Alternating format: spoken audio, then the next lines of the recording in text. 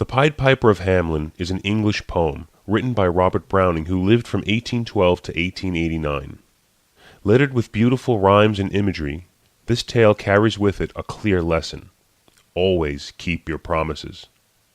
This poem is in the public domain and may be used for any purpose whatsoever, free of charge. This recording, performed by Joseph Charavino, is copyrighted 2010 by Joseph Charavino. Presenting The Pied Piper of Hamelin. Hamelin town's in Brunswick, by famous Hanover City. The river Weser, deep and wide, washes its wall on the southern side. A pleasanter spot you never spied. But when begins my ditty? Almost 500 years ago, to see the townsfolk suffer so from vermin was a pity. Rats! They fought the dogs and killed the cats, and bit the babies in the cradles, and ate the cheese out of the vats, and licked the soup from the cook's own ladles, split open the kegs of salted sprats, made nests inside men's Sunday hats, and even spoiled the women's chats by drowning their speaking with shrieking and squeaking in 50 different sharps and flats. At last the people in body to the town hall came flocking. "'Tis clear," cried they. "our mayors are noddy, and as for our corporation, shocking. To think we buy gowns lined with ermine, for dolts our canter won't determine what's best to rid us of our vermin. You hope, because you're old and obese, to find in the furry civic robies. Rouse up, sirs, give your brains a racking, to find the remedy we're lacking, or sure as fate we'll send you packing." At this the mayor and corporation quaked with a mighty consternation. An hour they sat in council. At length the mayor broke silence. "For a guild I'd my ermine gown sell. I wish I were a mile hence. It's easy to bid one rack one's brain. I'm sure my poor head aches again. I've scratched it so, and all in vain. Oh, for a trap, a trap, a trap!" Just as he said this, what should hap? At the chamber door but a gentle tap. "Bless us!" cried the mayor, "What's that?" with the corporation as he sat, looking little though wondrous fat, nor brighter was his eye, nor moister than a too long opened oyster, save when at noon his paunch grew mutinous for a plate of turtle green and glutinous. "Only a scraping of shoes on the mat. Anything like the sound of a rat makes my heart go pit-a-pat." "Come in!" the mayor cried, looking bigger, and in did come the strangest figure. His queer long coat from heel to head was half of yellow and half of red, and he himself was tall and thin, with sharp blue eyes, each like a pin, and light loose hair, yet swarthy skin, no tuft on cheek nor beard on chin, but lips where smiles went out and in. There was no guessing his kith and kin, and nobody could enough admire the tall man in his quaint attire. Quoth one, "It's as my great-grandsire, starting up at the trump of doom's tone, had walked this way from his painted tombstone." He advanced to the council table and, "Please, your honours," said he, "I'm able, by means of a secret charm, to draw all creatures living beneath the sun, that creep or swim or fly or run, after me, so as you never saw. And I chiefly use my charm on creatures that do people harm. The mole and the toad and the newt and the viper, and people call me the Pied Piper." and here they noticed round his neck a scarf of red and yellow stripe, to match with his coat of the self-same check, and at the scarf's end hung a pipe, and his fingers they noticed were ever straying, as if impatient to be playing upon this pipe, as low it dangled over his vesture so old-fangled. "Yet," said he, "poor piper as I am, in Tartary I freed the cham last June from his huge swarm of gnats. I eased in Asia the nizam of a monstrous brood of vampire bats. And as for what your brain bewilders, if I can rid your town of rats, will you give me 1,000 guilders?" "One! 50,000! was the exclamation of the astonished mayor and corporation. Into the street the piper stepped, smiling first a little smile, as if he knew what magic slept in his quiet pipe the while. Then, like a musical adept, to blow the pipe his lips he wrinkled, and green and blue his sharp eyes twinkled, like a candle flame where salt is sprinkled. And ere 3 shrill notes the pipe uttered.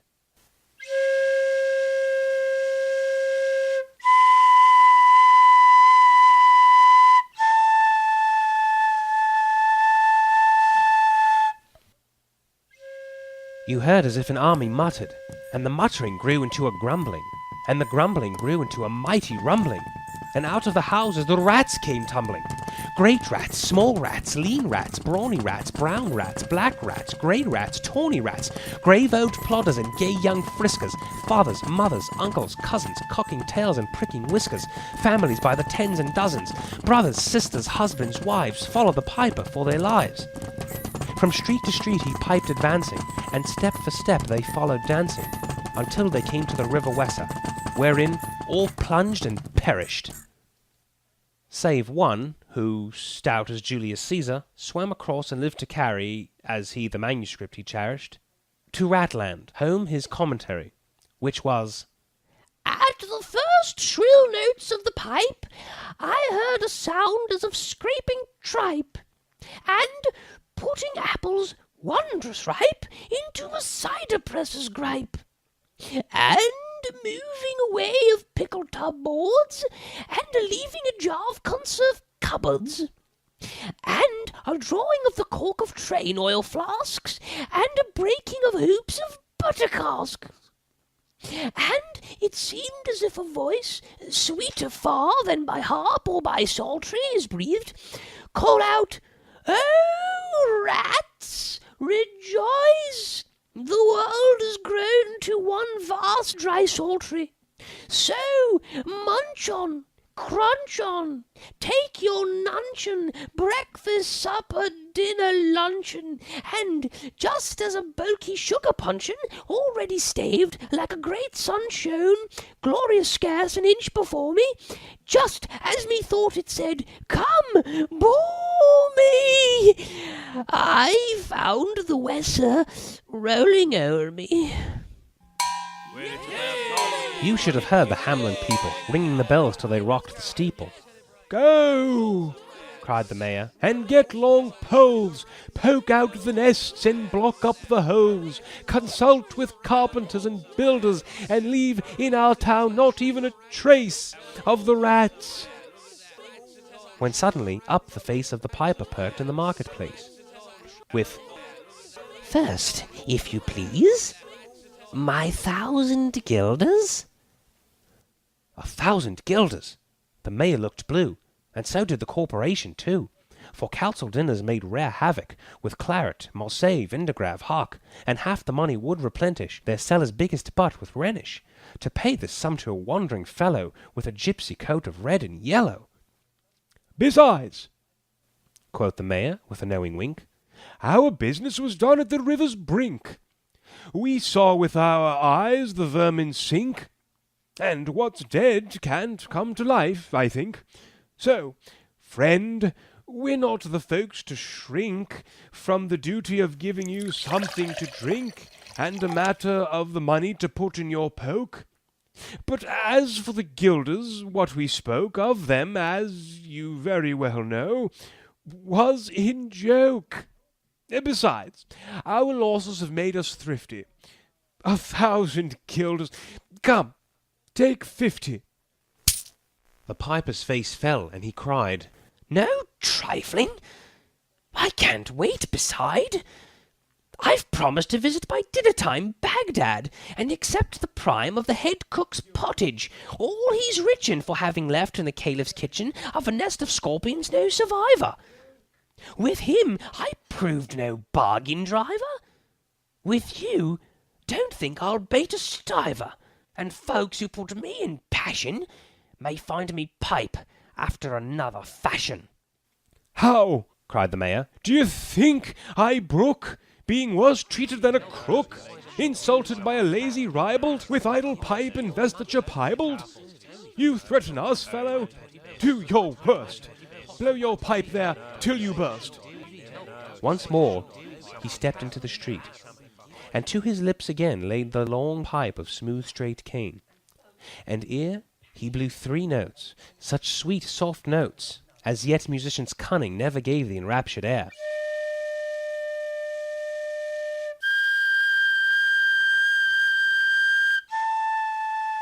There was a rustling that seemed like a bustling of merry crowds justling at pitching and hustling. Small feet were pattering, wooden shoes were clattering, little hands clapping, and little tongues chattering. And, like fowls in a farmyard where barley is scattering, out came the children running, all the little boys and girls, with rosy cheeks and flaxen curls, and sparkling eyes and teeth like pearls. Tripping and skipping, ran merrily after the wondrous music with shouting and laughter. The mayor was dumb and the council stood, as if they were chained into blocks of wood, unable to move a step or cry to the children merrily skipping by, could only follow with the eye that joyous crowd at the piper's back. But how the mayor was on the rack, and the wretched council's bosom beat, as the piper turned from the high street to where the Weser rolled its waters, right in the way of their sons and daughters. However, he turned from south to west, and to Koppelberg Hill his steps addressed. And after him the children pressed, great was the joy in every breast. He never can cross the mighty top. He's forced to let the piping drop, and we'll see our children stop. When lo, as they reached the mountainside, a wondrous portal opened wide, as if a cavern had suddenly hollowed, and the piper advanced, and the children followed. And when all were into the very last, the door in the mountainside shut fast. Did I say all? No. One was lame and could not dance the whole of the way. In later years, if you would blame his sadness, he was used to say, "It's dull in our town since my playmates left. I can't forget that I'm bereft of all the pleasant sights they see, which the piper also promised me. For he led us, he said, to a joyous land, joining the town and just at hand, where the waters gushed and the fruit trees grew, and flowers put forth a fairer hue, and everything was strange and new. The sparrows were brighter than peacocks here, and the dogs outran our fallow deer, and the honey bees had lost their stings, and horses were born with eagles' wings. And just as I became assured my foot would be speedily cured, the music stopped, and I stood still, and found myself outside the hill, left alone against my will, to go now limping as before, and never hear of that country more." Alas for Hamelin, there came into many a burgher's plate a text which says that heaven's gate opes to the rich at easier rate as the needle's eye takes a camel in. The mayor sent east, west, north, and south, to offer the piper, by word of mouth, wherever it was men's lot to find him. Silver and gold to his heart's content, if he'd only return the way he went, and bring the children behind him.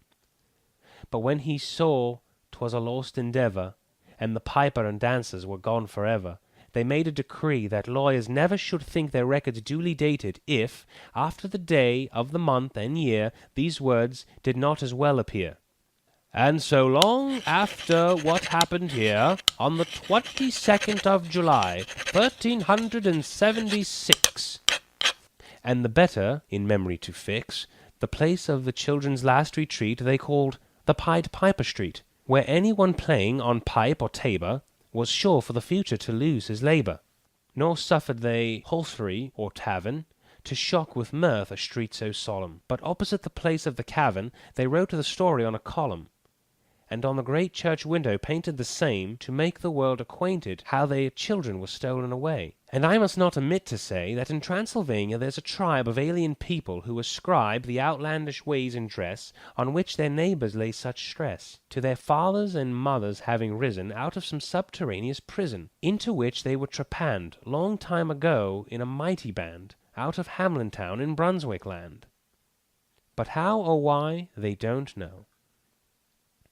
So, Willie, let me and you be wipers of scores out with all men, especially pipers.